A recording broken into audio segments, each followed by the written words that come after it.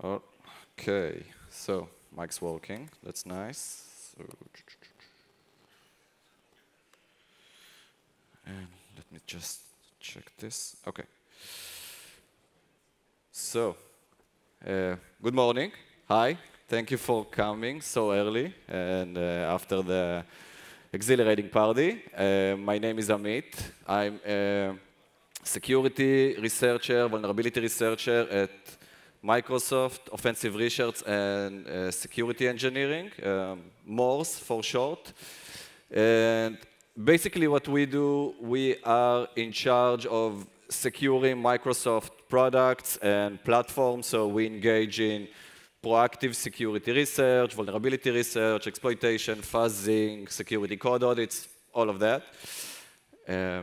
Prior to that, I was working for Mercedes-Benz Technological Hub in Tel Aviv, where we did black box penetration testing on the company's products, so vehicles. So we did automotive hacking, car to cloud, things like that. And the reason I mention both of these job experiences is because in both the research targets were very large, very complex, and only the concept of getting to what you need to research, I mean, sifting through the amount of components, code, or whatever that you need to get to what you actually need to research takes a lot of time and effort. So at some point in time, we got to the conclusion that there has to be a good way, a better way to decide what to work on, like a strategic, methodological way to sift through the components, and this way understand what to work on. So this is what this talk is all about, how to utilize threat modeling as a concept, which is usually applied to components, right? It's usually done at the component level, and harness it to the system level, and by that gain a better focus and a better understanding on what you're working on and where to focus. And this is prior to even looking at the code, touching the code, fuzzing, and doing whatever you want. So primarily, this is aimed for security researchers and security research team within organizations trying to improve their ROI on their security research, right? How to produce better results for your organization and work on the components that count. And I believe also black box researchers has something to gain here, but also developers and R&D managers that looking to prolong and improve the security posture of their product, because we are building continuously, right? It's not a one-off. So as long as we're pushing out features and products outside, oh, sorry, forgot. We want to ensure that we ship securely. So even if you don't engage in vulnerability research, I think this is a beneficial exercise for you to see how to look at the things that you build in the context of the system. Look outside of the context of the component and consider everything that might attack your component, feature, product, whatever it is you're working on. So we're going to talk about threat modeling and then how to switch from component-based to system-based, and kind of how to harness it all together, and we're going to show some examples along the way. Okay, so can't start any conversation about a threat model without discussing the SDL, Security Development Lifecycle. There are many names to this process. Basically, it's a framework, it's a process, it's designed to improve the security of the products that we ship, right? This is, I think the original one is from 2004, so it's almost 20 years old. And the original system was designed as a waterfall. So you tap into each and every stage of the development process, and you inject security-related tasks. Okay, and this way you make sure that you haven't left out anything in the development process, and you covered everything security-wise. Right? So, for example, at the design phase, you want to do threat modeling. It doesn't really happen, but I mean, ideally, this is what you would do. When you develop unit testing, you want to develop fuzzers, and so on and so on. This is very ideally and optimistic, right? It doesn't really happen like that. And that's the thing. Originally, when it was designed for a prolonged development cycle. 2 years, 3 years, 5 years, I don't know. It doesn't work like that anymore. I mean, this waterfall system doesn't work like that anymore. And you don't have this amount of time to develop features. I mean, you constantly develop new features. So this really doesn't apply anymore. And I think it was David Weston from Microsoft in 2020 or something that discussed this. He said, we have to take the tasks from the SDL that security engineers, security researchers can provide value with and harness them for these tasks. Because usually the ratio between security researchers and engineers is, like, I wouldn't say bad, but there's a lot of builders and not a lot of breakers. This is usually the thing, and it makes sense. And so taking the tasks from the SDL and what's called the shift left methodology, and you shift it left to the developers, and you harness the security engineers for the task that they could actually contribute the most of. And the question is, where, if we look at the depth column here, which tasks are the one that we should focus on the security research team? And so if we look at the vulnerability discovery fund, these are all slides from David Weston, by the way. Okay, so I don't want to copyright, just so we're clear. So we have the vulnerability discovery funnel here, and this is kind of an estimation about vulnerability costs, right? So you have your product, and if it's already shipped and it's out there, it costs the most, and it is hardest to find a vulnerability at this stage, right? It is the most complicated to tackle with vulnerabilities at this stage as compared, for example, to a pull request. So if you submit a pull request and a static analyzer found something, it's rejected, you fix it, you might not even block the release, right? So taking into account these development and SDL tasks, we want to tap into this process and decide what security researchers should or shouldn't be working on. So this is how it is evolved in Microsoft and I guess in other organizations as well. And there's a key part that's missing here, and that's the whole design phase. Usually,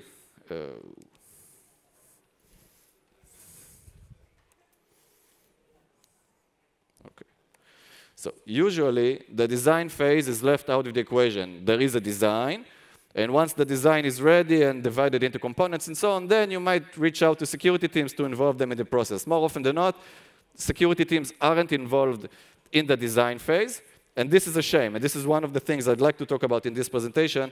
If possible, and I know it is expensive, include the security team as early as possible in the process, because by the time we get to the security-related tasks, and you can see here marked in yellow, so by the time we get to code complete, which is the time which makes sense to perform a code review. There's no point in reviewing a code that's constantly changing. Or by the time we get to a pen test, it's too late to change the design. It's too late to introduce new mitigations. So there's a lot of stuff that can be caught at the design phase. And it's kind of, I wouldn't say a shame, but it's kind of a miss that we are not utilizing security team as early as possible. I get why, I don't blame anyone, but this is how I see things. And so we are going to focus on utilizing threat modeling to improve the process going forward. Okay? Good. So a bit about threat modeling, just a couple of minutes. I know we've discussed it. We had a presentation about this yesterday. Just to kind of set the context right. So threat modeling is a process. It's, I don't know, I wouldn't call it an art form, but as Igor said yesterday, there isn't one solid way to perform this. You can do pretty much whatever you want, but there are general concepts that you should follow. And basically, it's to define what you're working on, right? And then lay it all out, sketch it out, and you can sketch it out whichever way you want. I'm going to show a couple of ways here. Then identify, which means add your perspective. And it could be any type of perspective. It could be a security-related perspective, performance-related perspective, whatever you're interested in. And then by the time we're done with this, we want to identify what can go wrong, okay? And then mitigate it and verify that we did a good job. So there's a whole community online dedicated for threat modeling. There's a whole manifesto online. They discuss the tools. Some think that this tool is better than the other one, whatever. I'm just going to show one tool, which is, so this is the Microsoft threat modeling tool, and don't worry, I'm not advocating for it. It's a free tool to use. I mean, Igor showed it yesterday as like a threat modeling nightmare, and I will show you in a sec how it can get very quickly to a threat modeling nightmare.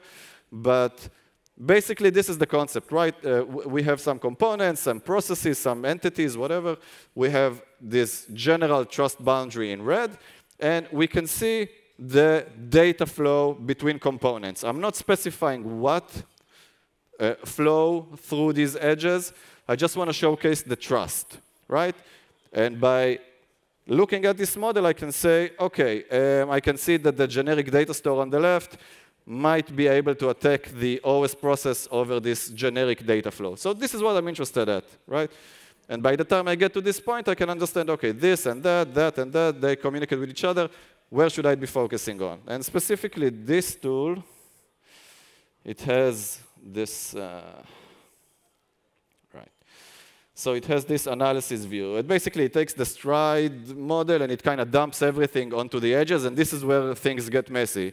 If you were very, or like too specific with your model, then you'll get a lot of noise and you'll never see the end of it, and this is like the threat modeling nightmare. But like basically it kind of want to ensure that you're not missing out on threats. And basically it does a good job. I prefer to sketch it by hand, and this is just to showcase what a threat modeling looks like. One example, OK? Hold on.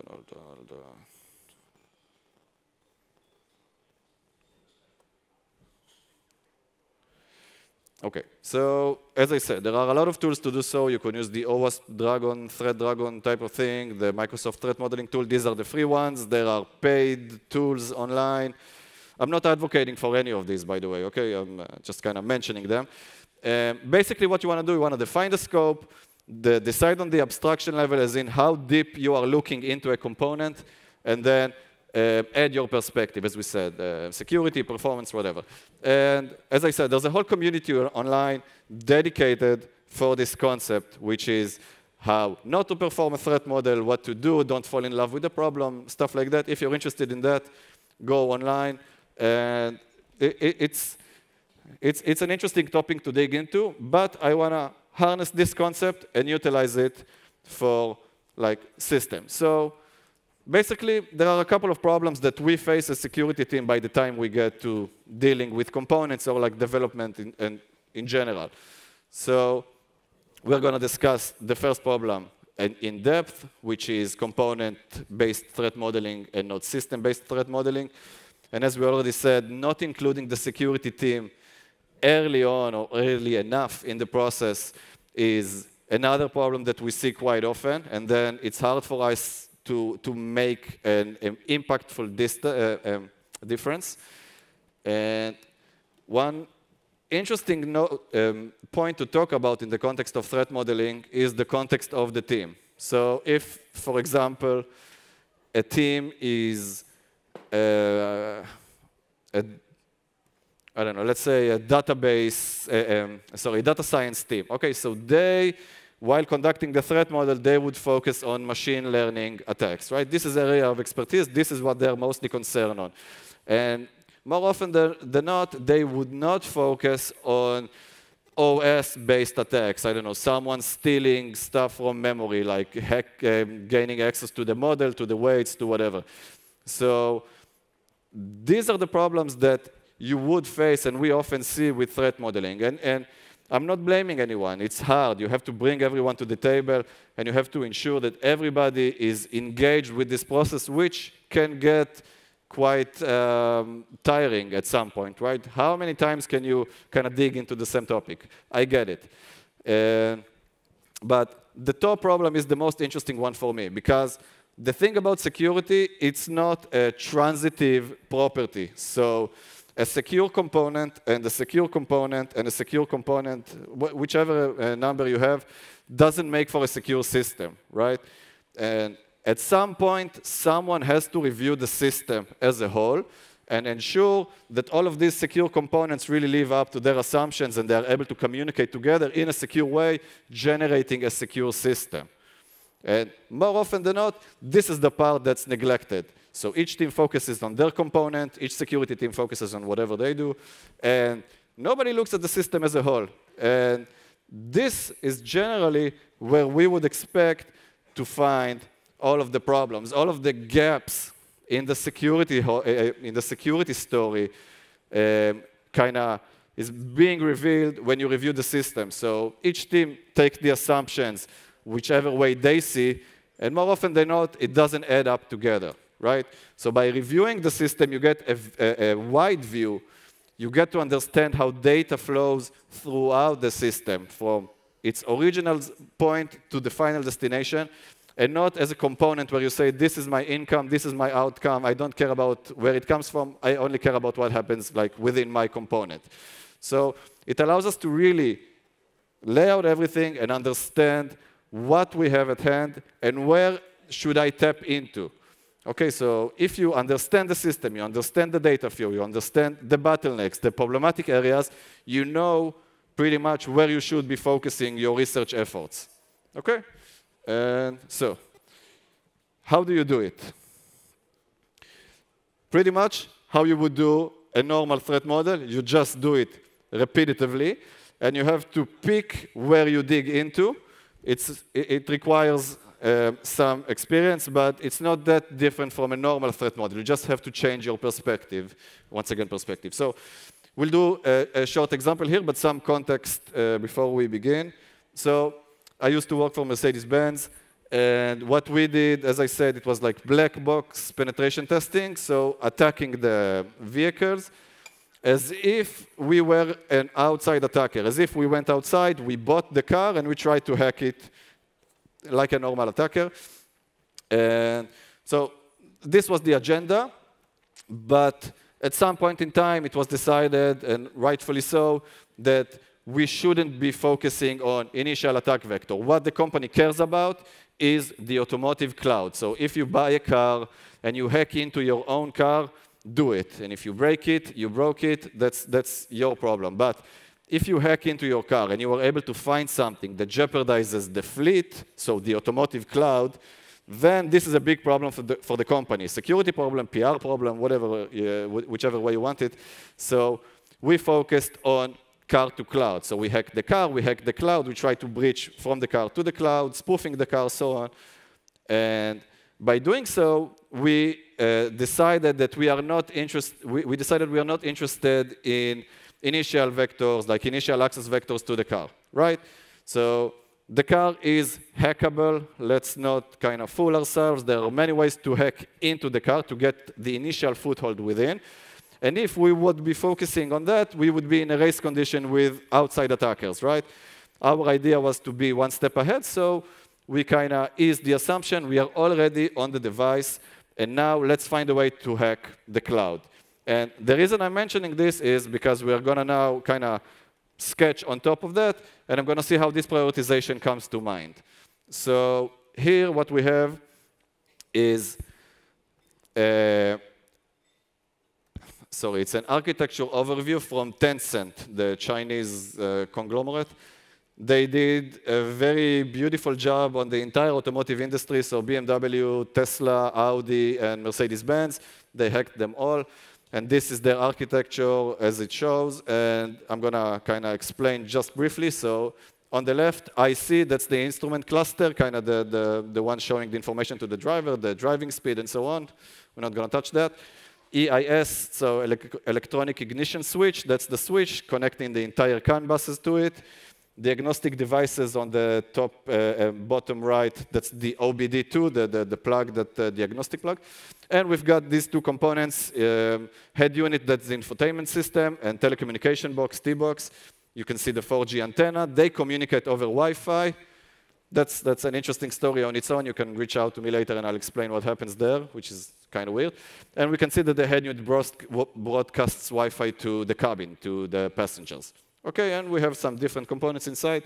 Let's kind of dig into this. So these are the components that I'm interested in.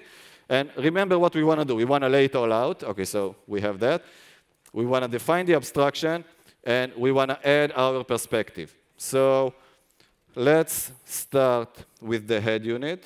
And please excuse my, no. Okay, maybe now.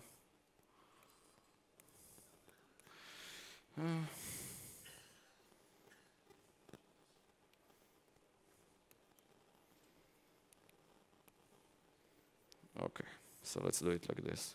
So we have the head unit like so, and it's composed from different subcomponents. Yeah, please excuse me, I have this pen, but it's not really working, obviously.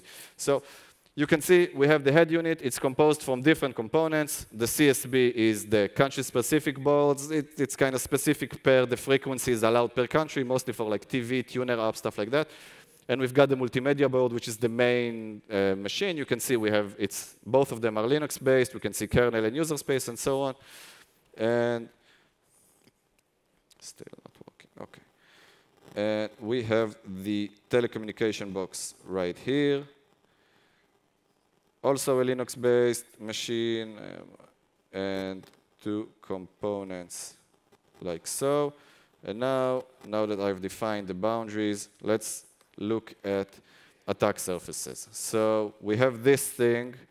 This is, can you see the green line? Yeah. Okay.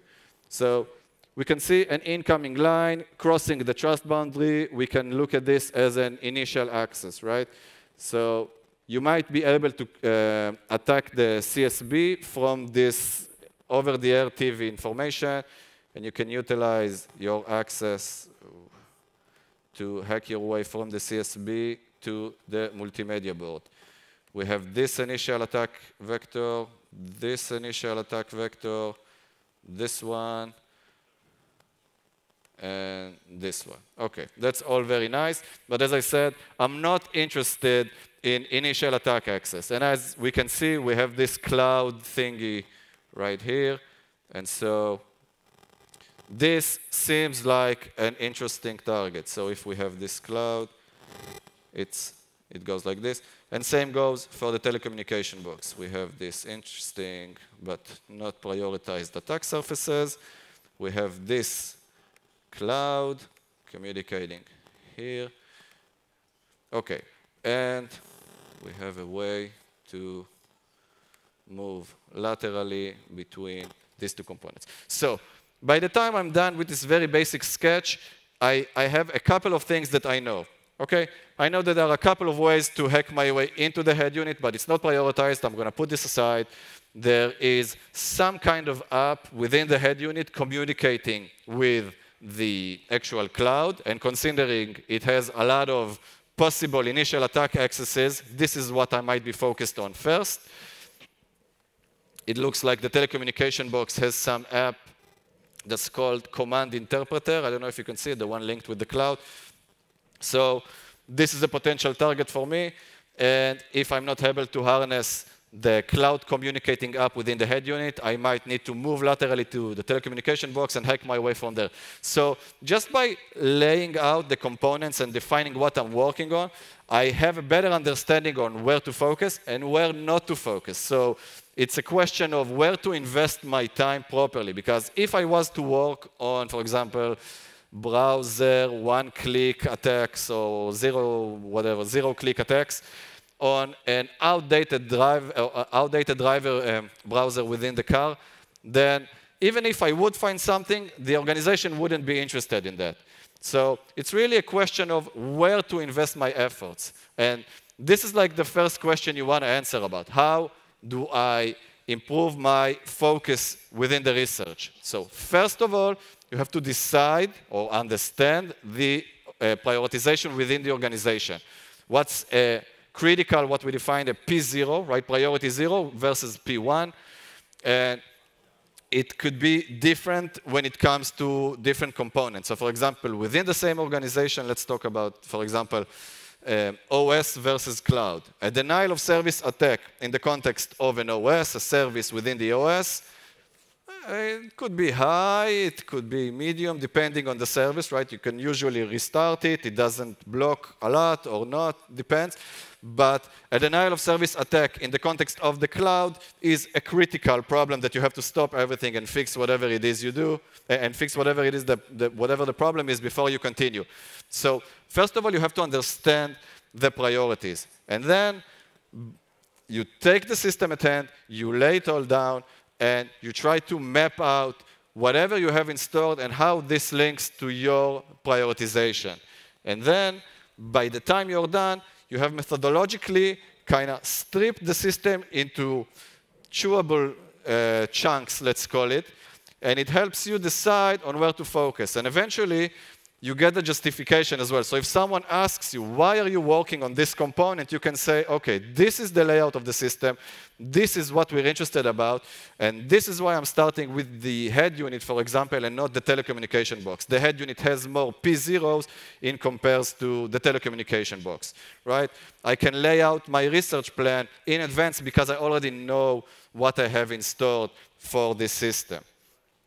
And the thing to note here is we kind of stayed at the overview level. We only zoomed in once, right? And this concept is called abstractions. And usually abstractions at the context of a component-based threat model doesn't mean much. So you already have a component. If you zoom out, so abstraction is zooming in and zooming out. If you zoom out on a component-based threat model, basically you get like a black box overview of the system, right? It's a box, this is the component, this is what it does. If you zoom in too much, you get like function specifics, you get like information, like specific information traveling. So it becomes this threat modeling nightmare that everybody fears. So it's really hard to zoom in and zoom out on a component-based model. But when you consider a system-based model, this is what you do. You start from the most overview look that you can gain, and you dig into it whichever way you want. So, for example, in the previous example, I would dig into this cloud communicating app, this command interpreter or whatever. So it helps me gain a better understanding on where I should be focusing, because by the time I know what I'm focusing on, I know where to dig into. And then I dig into, I go back out, I get the better context to improve the overall picture. So let's do this as well. Let's take another example. OK. Hyper-V, right? The virtualization architecture from Microsoft. It has the hypervisor running on top of the hardware. This hypervisor is the micro kernel, so on, so on. OK, I'm not, the technical details aren't really important in this example. I'm only taking the example so we can lay out the components as we read them. So we have the hypervisor sitting on top of the hardware. This hypervisor can generate partitions. There's a root partition, which can generate child partitions, right? And this is like the virtualization architecture in an overview. So this is what it looks like, pretty boring, right? And now we can dig into. First, let's add the hypervisor component. Once again, the technical details doesn't matter. I just want to show how we iterate through the process and add components as we go along.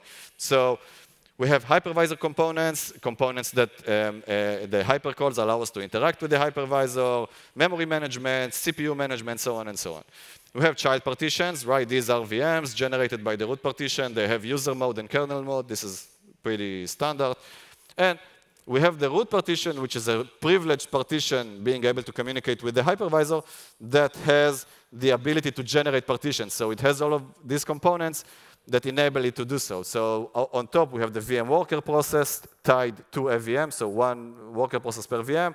And we have all of these kernel components that does just that. We have VM bus for communication, WinHV for it exposes hypercalls interface, and so on. So now we got this context, but it isn't enough, right? We can go a deep, we can go another layer deeper, and we have enlightened VM, right? So these are VMs that are aware that they are VMs for better performance, usability, experience, whatever. So they have user mode applications, but they have kernel components that allow them to communicate, to better communicate with the hypervisor and the root partition, right? So they have this hypercall interface, and they have VM bus and VSCs that communicate with the VSPs. So virtual service clients on the child partitions and virtual service providers on the root partition. And this is how you emulate devices, right? You can emulate, you can para-virtualize devices. This is the way child partitions get devices from the hardware. And this is all nice and well. And now, let's say I'm satisfied, and I can add the communication flow between components. I'm not saying what flows. I'm just trying to map out who communicates with who, right? So WinHV, LinuxHV, right? These communicate with the hypervisor via these hypercalls. And we can see that VM bus is being used to communicate between partitions. We can see that the line stemming from the child partition VM bus is crossing the isolation line between machines. Can you see that? I know it's kind of faint. OK, so this is just an example. I'm not going into all of the details, just to showcase the iterative process that we do here. So we mapped out everything. We grouped it into like components that we can fathom. And now we lay out the communication patterns. And now I can dig into specific components. So for example, looking at this model, I can see that VM bus has a communication line crossing isolation boundaries. I'm interested, for example, my organization is interested mostly in guest-to-host vulnerabilities, theoretically. And so this is what I'm going to be focusing about. OK, so I'm picking VM bus. And I'm asking myself question, OK, what is this VM bus? Is the VM bus within the child partition is the same VM bus within the root partition? I can see that it's in the kernel of the child partition and also in the kernel of the root partition. So there's a lot of information that I'm missing here that I don't know of.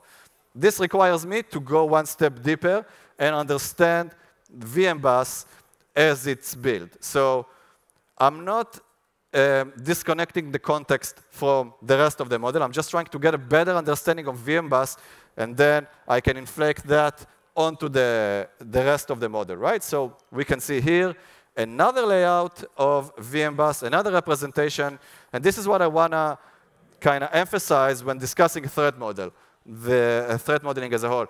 The sketching, the layout, the abstraction, whatever that you use, it doesn't matter as long as you can understand what's going on within the system. Do whatever feels good for you, as long as by the end of it you understand what's going on. The process here is to better understand the system, so you're better equipped to start your vulnerability research, fuzzing, and so on. So this is another representation, and this is, by the way, from Jordan Rabbet's presentation from Black Hat 2018. He's also from MORSE, by the way. And we can see how VM bus actually works. So it's within the kernel, and it's actually a physical memory, like a region within the physical memory mapped between both VMs, and you can kind of pass chunks of information between this physical memory layout. OK, good. Now I know that. Now I can go back. Oh, sorry. Now I can go back to my model, and I have a better understanding of how VM bus works. And unfortunately for me, this abstraction is way too big to fit into this model, so I'm going to keep it aside. And now I know if I need something from VM bus, I know where to go. But on some accounts, you can actually take the abstraction and fit it within your model. So another key point of this abstraction within Windows is the whole concept of virtualization-based security, started with Windows 10 something. So basically, you take a VM, you take the memory layout of the VM, and you assign some of this memory layout to a secure partition outside the reach of the normal OS, the normal attacker, OK, let's call it. So you can see up top we have VTL0. That's like the base OS as we get to know it. So we have ring 3, ring 0. That's all what it used to be. And some of this VM memory is allocated to a higher partition, higher privilege partition, more trusted partition that's called VTL1. And it has its secure kernel, its isolated user mode. It's called trustlets. And I'm trying to understand how this relates to my model. So I take this process, and I do the same thing. I zoom in, I group it together, I add the communication lines, and then by the time I'm done, I can have everything combined within my system. And so it definitely adds more overhead to the process, but now I know how this process looks like in the context of the bigger picture, right? It's not only virtualization-based security, it's virtualization-based security in the context of Hyper-V virtualization with root partitions and so on and so on and so on.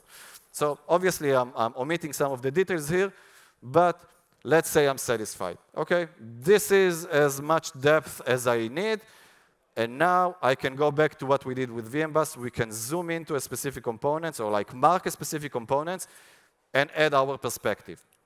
So, for example, let's take the trustlets and try to see how we can jeopardize the trustlets. Sorry.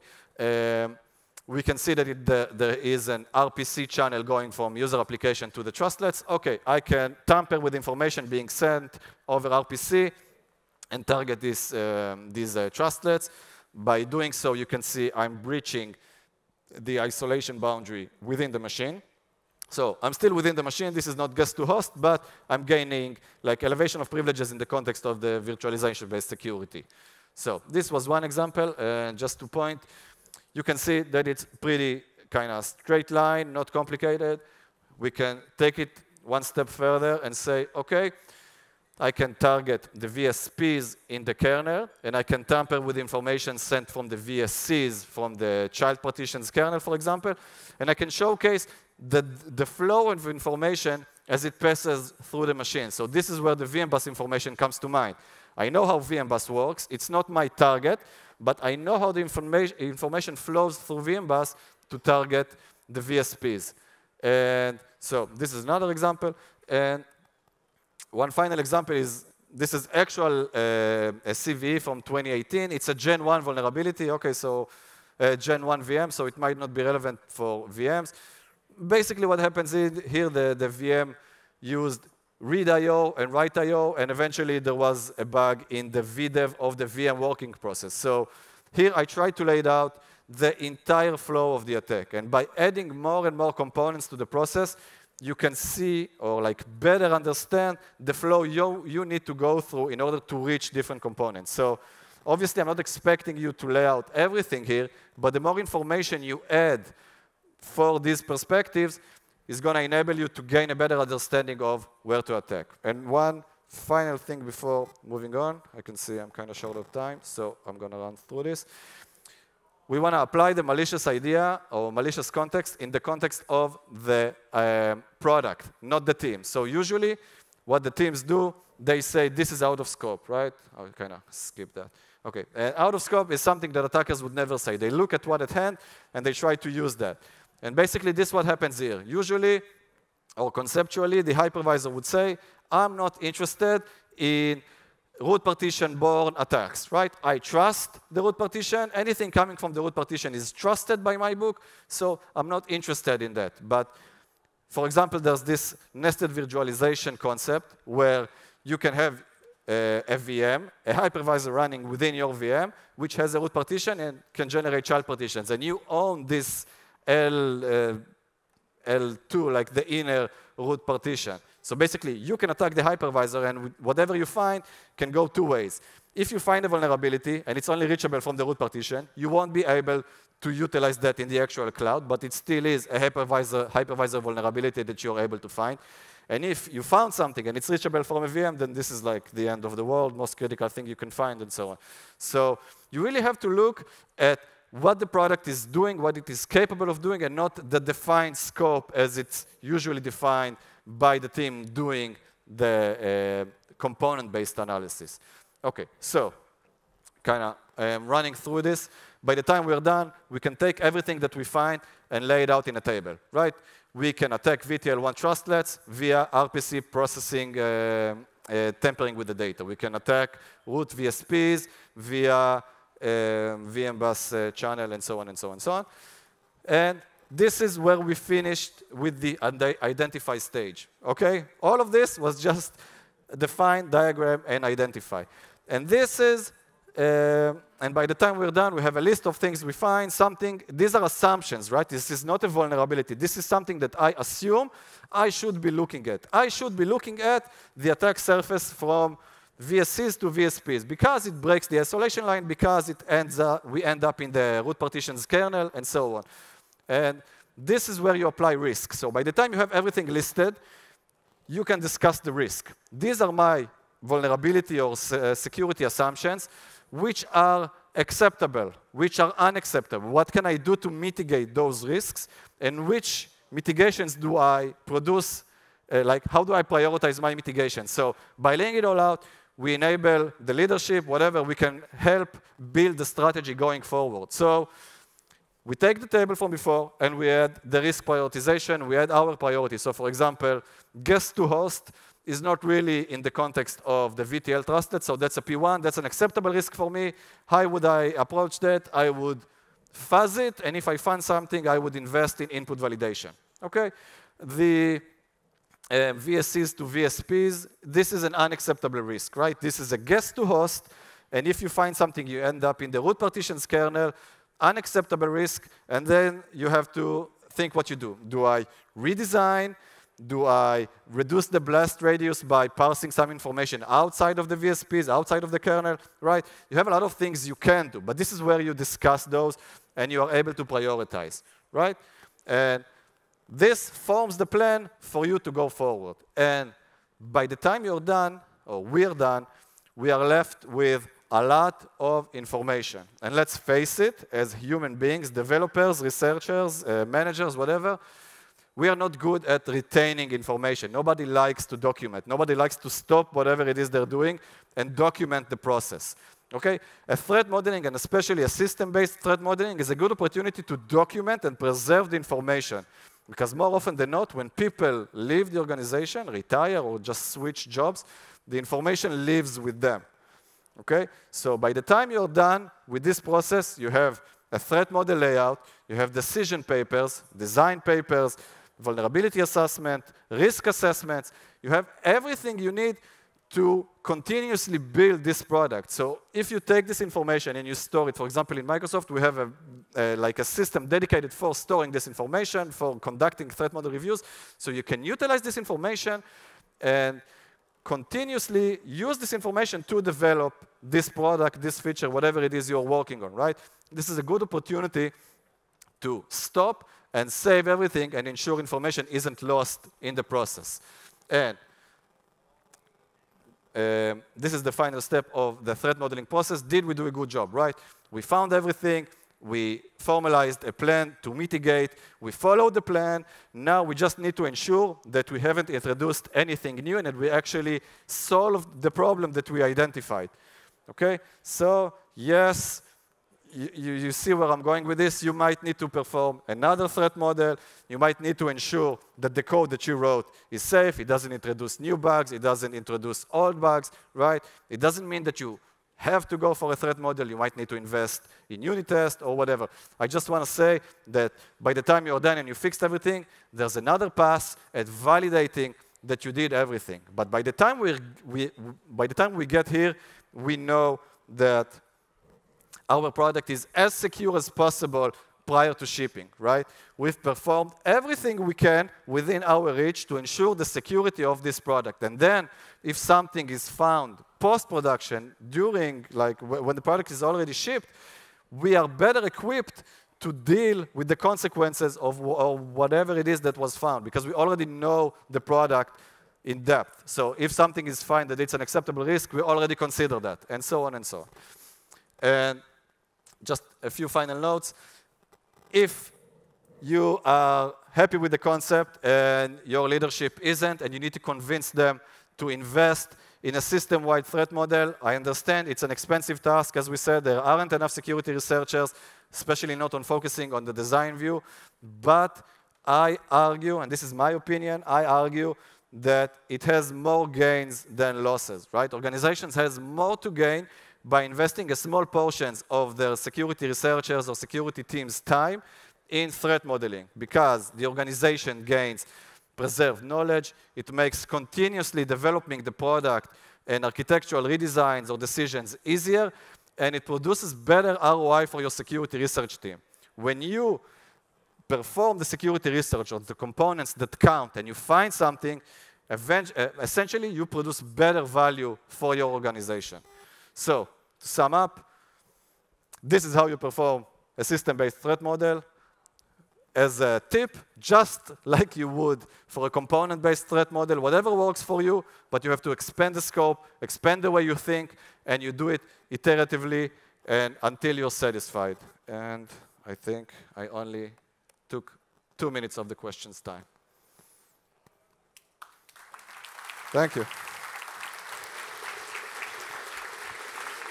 All right, thank you very much. I was thinking there, sitting, it's like, I think I only have one question, but I'm not sure if I'm smart enough to ask it. No, so threat modeling is only as good as the model that you are looking at, the schematic of the system, is actually the reality of the system. Correct. Right? Yeah. And sometimes the biggest threat to the system is that people don't actually know how the system works, that there's some mismatch between how people believe it works and how it works, which means that to do a good threat model, you're dependent on this information being correct. Correct. I mean, ideally, right, you will have this information at hand, right, especially as an employee of the company, and you would say, okay, please give me the information, the most up-to-date information, but you're right, more often than not, this isn't the case. Is there something that the people doing the threat modeling can require? Like, we need you to do this to ensure that the information that we are getting is actually correct. Is there a model for that? Is there a method for that? So basically what I would say is bring everyone to the table, right? So you have to bring the architect that designed the system. You have to bring the developers that are involved in the developing of the system, of the entire system, right? All the subcomponents. The components, right? It doesn't have to be everybody combined, but you have to reach out and talk to the developers of the components. And yes, you can look at the code, right, if you have access to the code. For example, if I need something, I go and look at the code, but I'm not starting my research. I just try to get a better understanding of who communicates with what, or who communicates with who, right? No. And same thing about risk, right? I can think about risk in one way, but the organization can think about risk in another way. So risk assessment people have to come to the table too, and PMs. And I mean, it's not a cheap process, I understand, but there are a lot to gain. I mean, if you, for example, in my experience, you directly dig into a vulnerability research activity, you might be working on the component that doesn't matter. I mean, you can be spending 2 months, find or don't find something. By the end of it, it doesn't really matter. It doesn't move the needle in terms of the organization. Sure. All right, thank you. Do we have mic runners? Are there questions from the audience? No hands waving. You're still too tired. All right, in that case, next talk starts in 15 minutes, so 5 minutes past. Please be back in your seat, and thank you very much, Amit.